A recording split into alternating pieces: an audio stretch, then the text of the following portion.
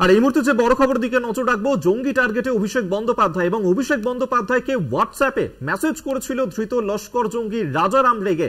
এবং আপনারা জানেন যে এই রাজারাম রেগে যিনি কিন্তু অভিষেক বন্দ্যোপাধ্যায়ের বাড়ি আগেই রেকি করে গিয়েছিল হামলা চালানোর জন্য, এবং মুম্বাই হামলার মূল ষড়যন্ত্রকারী এই রাজারাম রেগে, যাকে মুম্বাই থেকে গ্রেফতার করে পুলিশ, এবং সেই রাজারাম রেগেই মেসেজ করেছিল অভিষেক বন্দ্যোপাধ্যায়কে যেমনটা জানা যাচ্ছে।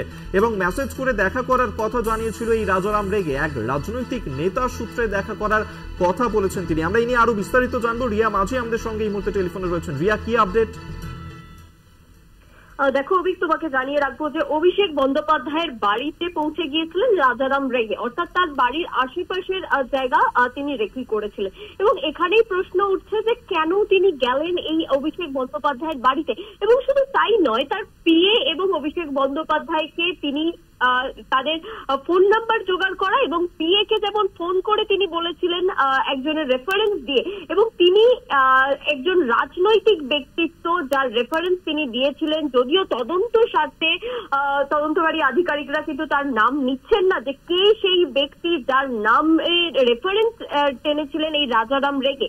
এবং অন্যদিকে যেটা আরো একটি দেখা যাচ্ছে যে অভিষেক বন্দ্যোপাধ্যায়কে তিনি টেক্সট করেছিলেন, এবং টেক্সট করে বলেছিলেন, অর্থাৎ হোয়াটসঅ্যাপে টেক্সট করে তিনি বলেছিলেন যে তার সঙ্গে দেখা করতে চায়, এবং সেখানেও একজন পলিটিশিয়ানের রেফারেন্স তিনি নিয়েছিলেন।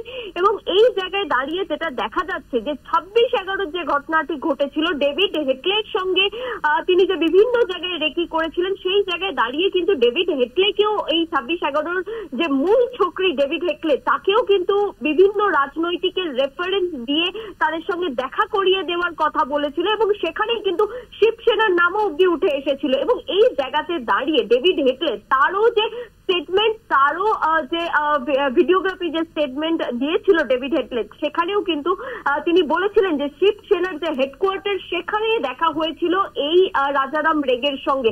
এবং এখানেই প্রশ্ন উঠছে যে রাজারাম রেগে ঠিক একই পদ্ধতিতে কলকাতায় এসে, মুম্বাইয়ের পর কলকাতায় এসে তিনি একজন রাজনৈতিক নেতার রেফারেন্স টেনে দেখা করতে চাইছেন হাই প্রোফাইল নেতা অভিষেক বন্দ্যোপাধ্যায়ের সঙ্গে। সেটা কি কারণের জন্য, এর পিছনে কি মোটিভ থাকতে পারে? কোনো সন্ত্রাসবাদী মোটিভ, নাকি নিছকই একটা পলিটিশিয়ান, একটা পলিটিক্যাল তার মোটিভ ছিল, সেই কারণের জন্য দেখা করার জন্য এসেছিল? কারণ ইলেকশন চলছে।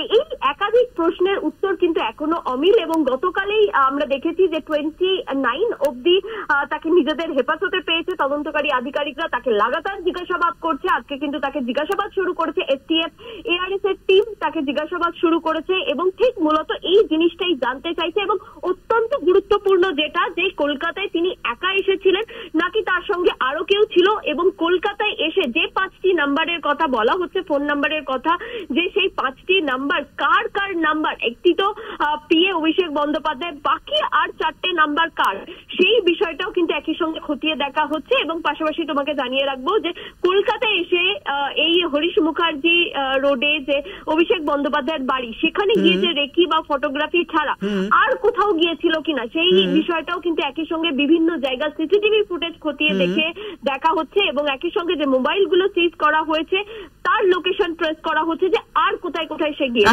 একেবারে এই সমস্ত তথ্যই আপাতত পেতে চাইছেন তারা। আপাতত ধন্যবাদ রিয়া তোমার।